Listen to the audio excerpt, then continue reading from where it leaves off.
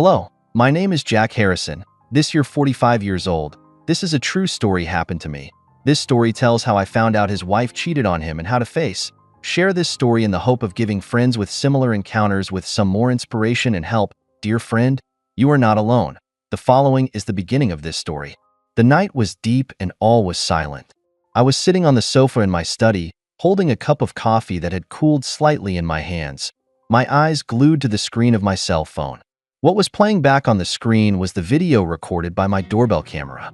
This video should have been plain and uneventful, but it became eerie because of a blurry figure.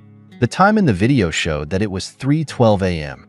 A blurry figure suddenly appeared in the picture. His head was lowered and his pace was hurried, as if he was deliberately avoiding the camera's capture.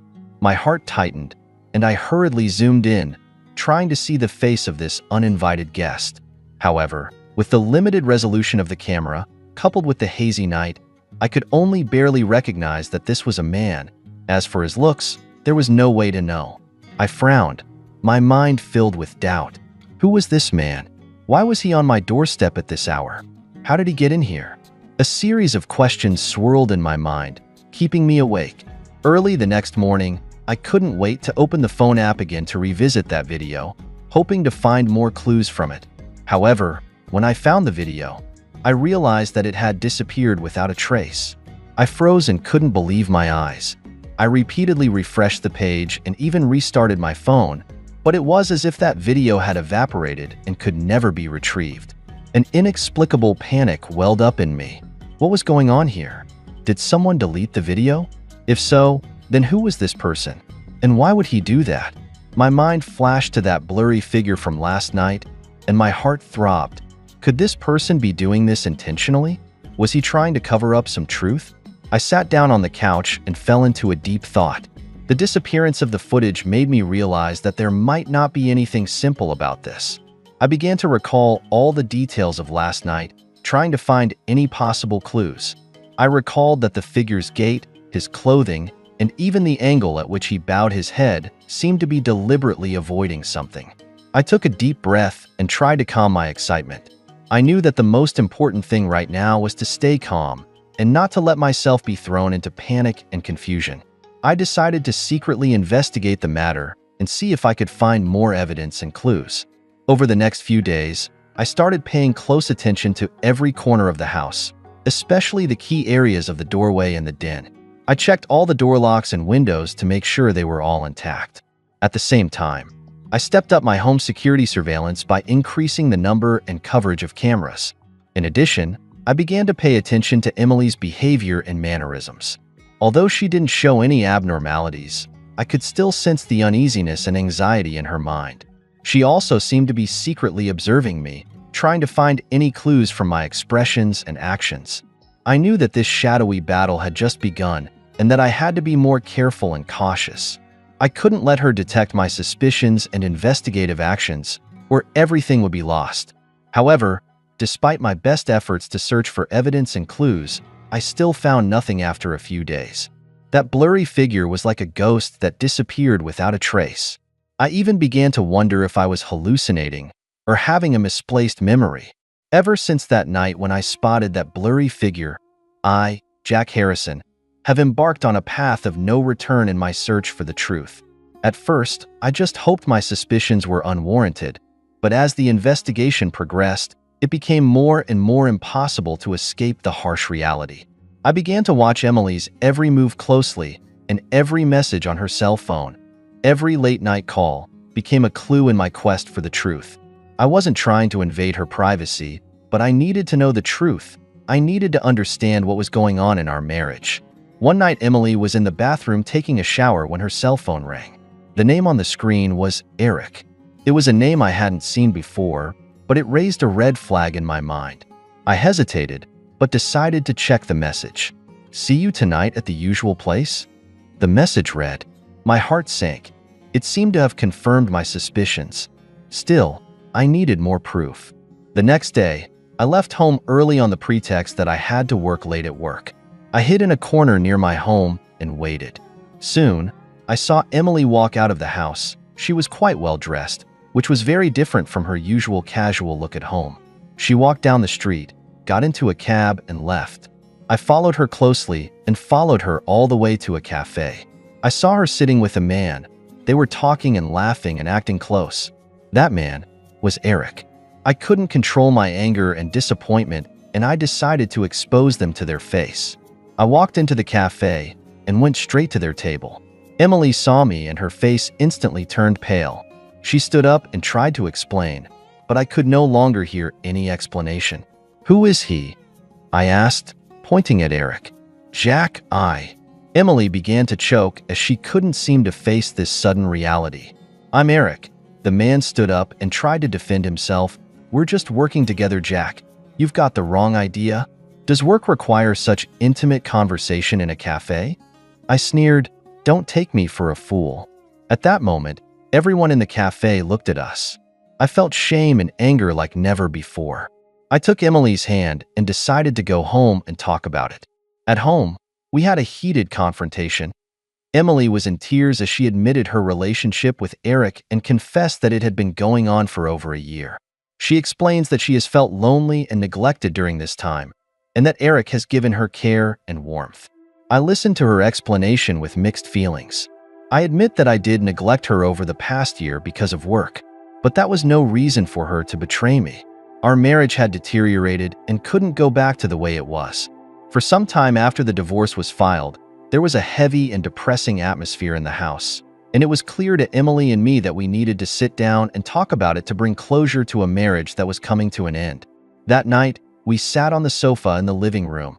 The light softly sprinkled on her face, and her eyes glittered with complex emotions. I looked at her, and an indescribable feeling welled up in my heart, that of nostalgia for the past, confusion about the future, and deep disappointment in this woman. "Jack," Emily broke the silence. "I know what I did was wrong, and I'm sorry."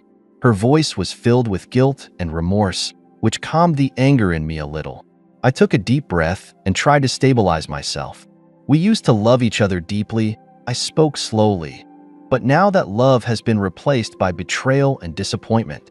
I can't face this marriage anymore, and I can't trust you anymore." Emily lowered her head and listened to my words in silence. I could see her shoulders shaking and I knew she was crying too. But I didn't have any urge to comfort her because my heart was completely cold. "I understand." She looked up, her eyes reddening. "I agree to the divorce and to the sale of our house, and we'll split the property equally." Her voice was a little shaky, but her tone was firm. I looked at her, and an inexplicable emotion surged in my heart. This woman who had once loved me deeply had now become such a stranger. "Good," I nodded. "It's better for both of us." The rest of the day was spent discussing in detail the sale of the property and the division of the property. Although there were some arguments and disagreements during the process, we eventually came to an agreement. We decided to appoint a real estate agent to handle the sale of the house and to ensure a fair division of the property.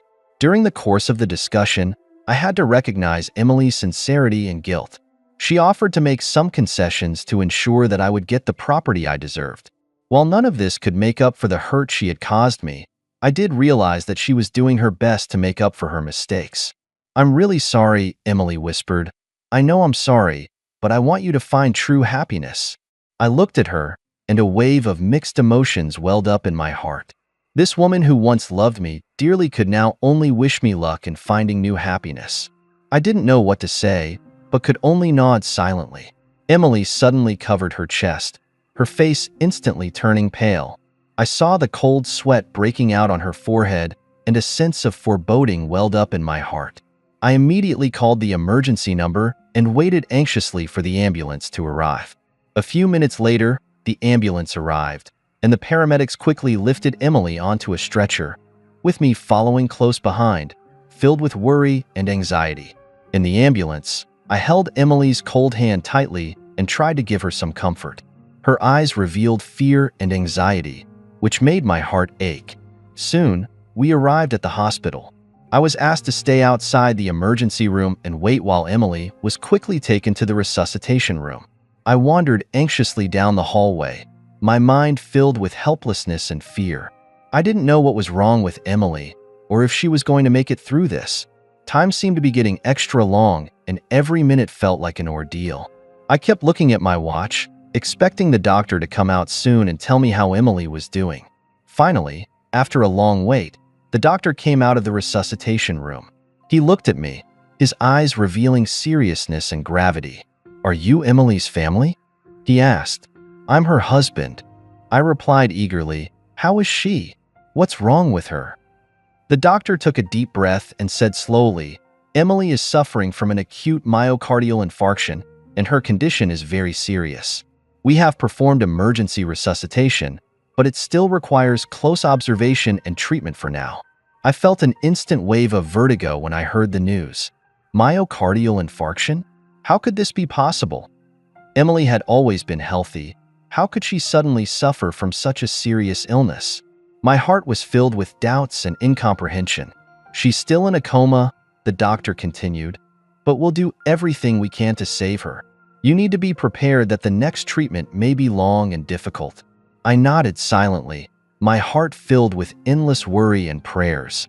I hoped that Emily would be able to pull through this and regain her health. But at the same time, I felt a deep sense of helplessness and sadness. Our marriage had come to an end, but now we were bound together again for such a reason.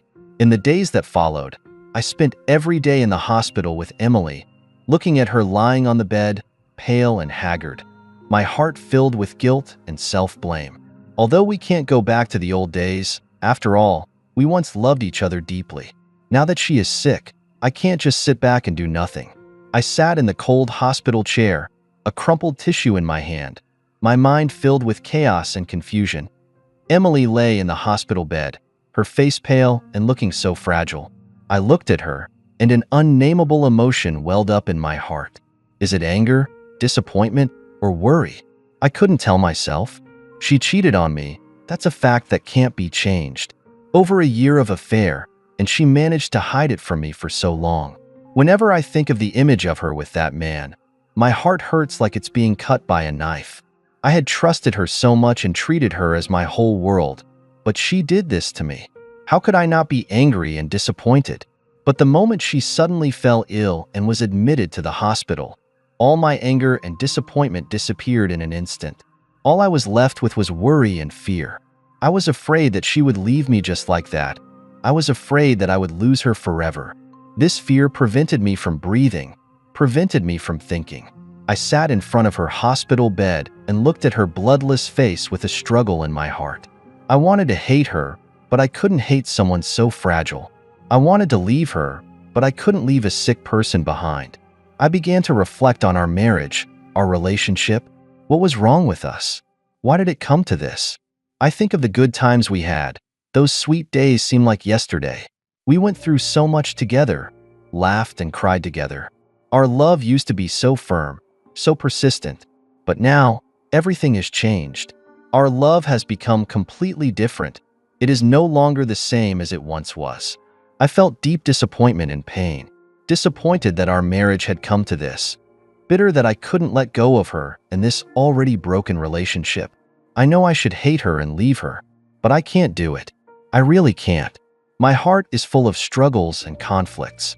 I wanted to leave her, but I was afraid she would be alone and helpless. I want to support her, but I can't accept her betrayal. I don't know what I'm going to do. I don't know how I'm going to deal with all this. I looked at her pale face, and an inexplicable emotion welled up in my heart. I didn't know if it was love or hate, pity or disappointment. I only know that I can't let go of her, can't let go of this already broken relationship. I can only silently stand by her side, silently support her, and silently wait for her to wake up. I don't know what the future holds. I don't know where our marriage is headed. All I know is that I can't leave her now. I can't leave her behind. I can only choose to face all this, choose to support her, choose to wait for her to wake up. Perhaps this is fate. We are destined to be inseparable, destined to face all this suffering and frustration together. I sat in the hospital corridor, looking out the window at the dim sky, my mind filled with endless thoughts. I don't know how to face all this. I don't know how to get out of this predicament. I stood in the corridor of the hospital, looking at the gloomy sky outside the window. My heart was full of contradictions and struggles. Emily was lying on the hospital bed. Her face was pale and weak, Her condition made me feel shocked and helpless. Even though she betrayed me and brought our marriage to an end, I still feel a pang of heartache seeing her like this at this moment. I knew that I couldn't turn my back on her because of her betrayal. After all, we were once deeply in love and had been through so many storms together. I can't be cold and heartless, and I can't leave her behind at this time. But how do I face her? How do I find the right balance between supporting her and keeping myself balanced? I took a deep breath and decided to be supportive during Emily's treatment, but I was also going to keep my emotional distance. I couldn't allow myself to get caught up in the emotional whirlwind again and not be able to pull myself out. I needed to be clear that our marriage was over, and no matter what her condition was, there was no way we could ever go back to the way things were. I walked into the hospital room and saw Emily lying there quietly. Her eyes revealed a sense of helplessness and anticipation. I walked over to her bedside and gently held her hand without speaking. I didn't know what to say or how to express my feelings. However, I believed she could feel my presence and support.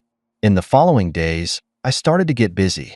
Not only did I have to take care of my own work and daily chores, but I also had to come to the hospital from time to time to visit Emily, and I tried my best to keep myself calm and rational, not letting my emotions sway my judgment.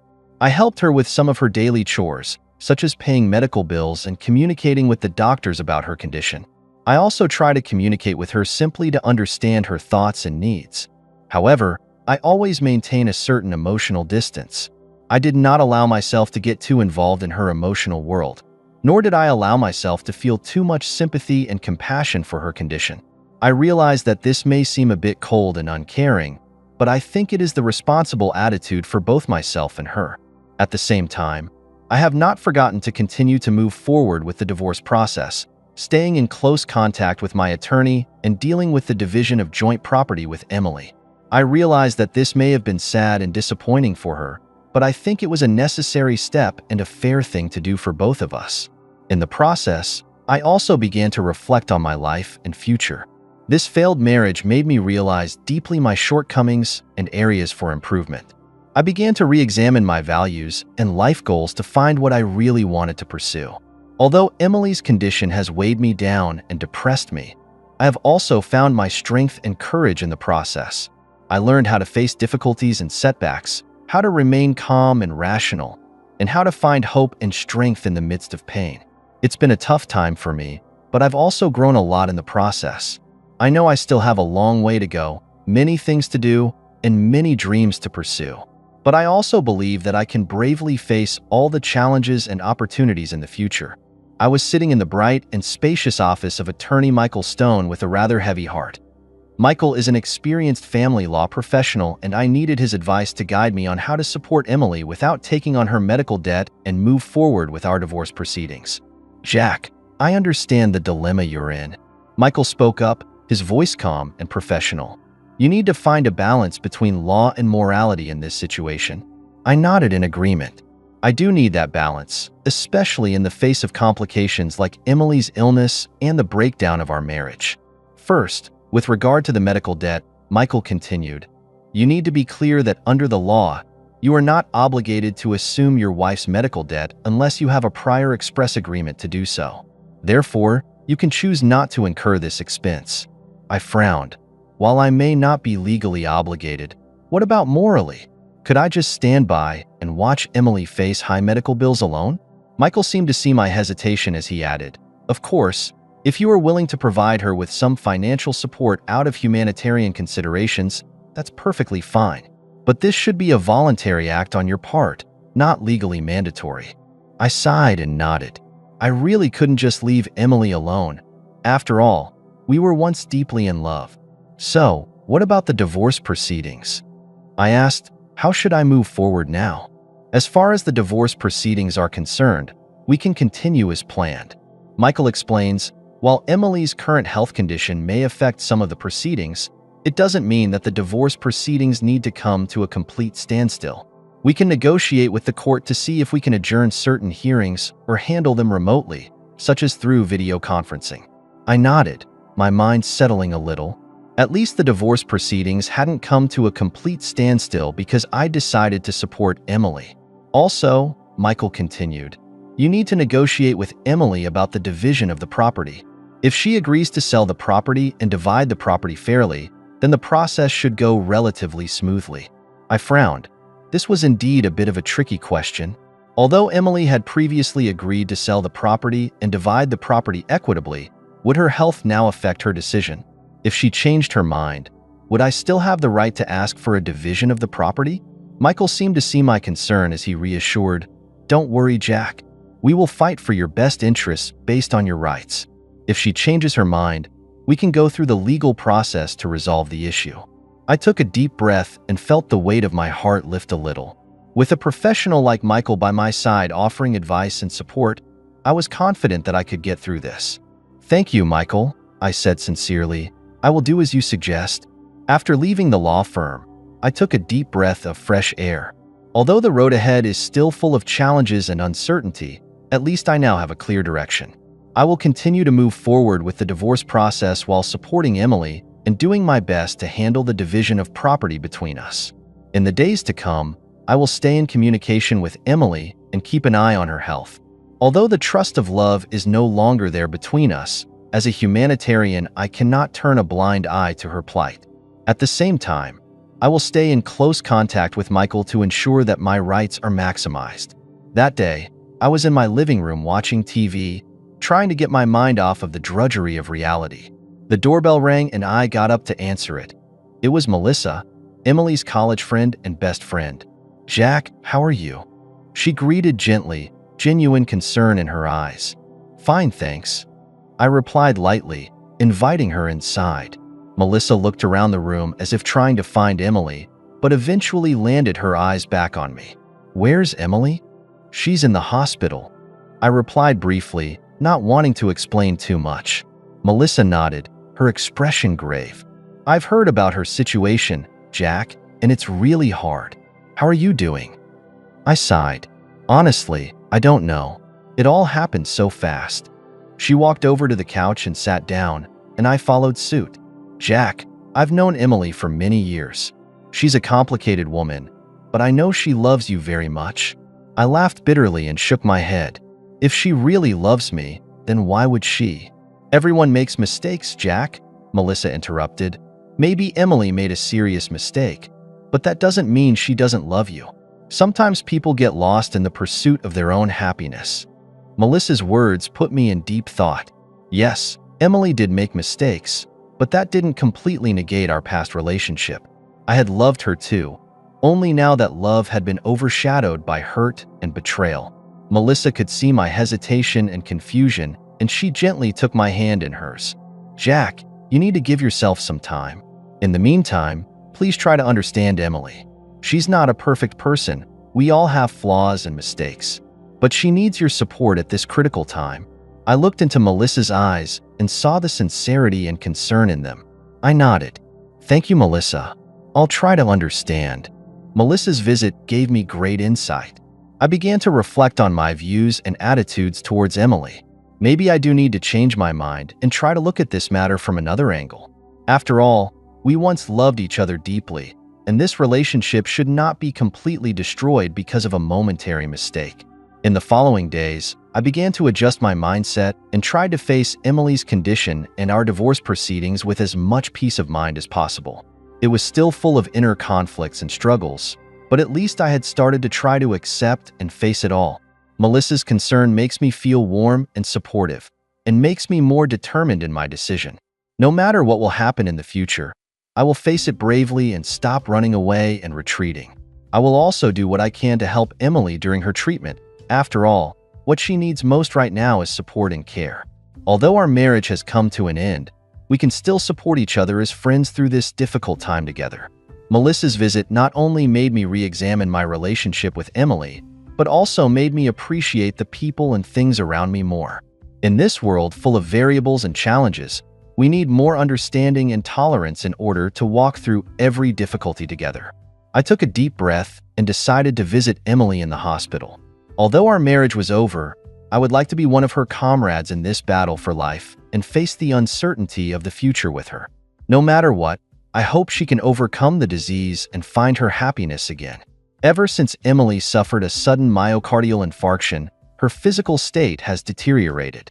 Although doctors did their best to save her life, the damage to her heart function has left her with serious after effects. She often felt exhausted, and the slightest movement would cause her to pant and have difficulty breathing. Her life became extremely difficult, and every day was like a struggle against the disease. When she was a little better, we sat in the hospital room, the sunlight from the window on her face, but it was difficult to dispel the gloom in her eyes. She looked at me with a determined gleam in her eyes and said, "Jack, if my condition continues to deteriorate, I don't want to continue to struggle in such pain. I want to be able to end my life with dignity." Her words were like a heavy bomb that hit me instantly. I felt incredulous and could not accept such a decision from her. I looked at her pale but determined face, and the grief in my heart came like a tidal wave. I couldn't imagine my life without her, and I couldn't bear the consequences of making such a decision. "Emily, you can't say that. We'll find a way. There has to be." I tried to comfort her, but found my voice shaking. She gently took my hand in hers, a flicker of tenderness in her eyes. "Jack, I know it's hard, but I don't want to see you struggling in pain for me. If that day does come, I want you to help me make that decision." I felt like a boulder was weighing on my heart, so heavy that I couldn't breathe. I wasn't sure if I could take on such a decision, if I could end her life with my own hands when she needed me the most. But I knew that I couldn't let her writhe in pain. I couldn't let her lose her last shred of dignity. I stood in the hallway of the hospital, the sunlight from the window spilling onto the floor, creating dappled light and shadows. Emily in the hospital room was sleeping. Her face was still pale, but it was already much better than before. I looked at her, and a complex emotion welled up in my heart. Although her condition has stabilized for the time being, the uncertainty of the future is still like a heavy stone weighing on my heart. I turned away from the ward and walked to the garden outside the hospital. The fresh air and the birds and flowers here made me forget the worries in my heart for a while. I sat on a bench and watched the pedestrians coming and going, my thoughts running wild. Divorce proceedings had already been initiated, and no matter how Emily's condition progressed, the marital relationship between us could no longer be salvaged. I began to think about my future, looking for a new place to live, dealing with the joint property with Emily. These were the issues I had to face. I took a deep breath, pulled out my phone, and started browsing through the real estate information. I needed a home of my own, a place where I could live in peace. I looked at the property information on the screen with a mixture of anticipation and anxiety. The future was full of uncertainty, but I knew I had to face it bravely. At that moment, the cell phone suddenly rang. It was Michael, the lawyer, calling. "Jack, we have the divorce papers ready." He said, "You need to come over and sign them." I answered and hung up the phone with a wave of inexplicable emotions surging through me. The signing of the divorce papers meant that Emily and I's marriage was coming to a complete end, and the fond memories we once had would be a thing of the past. I went back to the hospital and looked at Emily's sleeping face. My heart was filled with guilt and dismay, but I also knew that I had to face reality and move on with my life. I silently tucked her in and turned to leave the hospital room.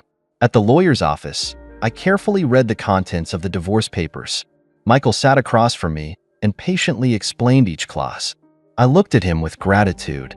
He knew how important this moment was for me, so he offered me as much help and support as he could.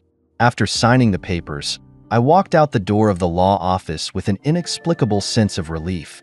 The divorce proceedings were finally over, and I could start a new life.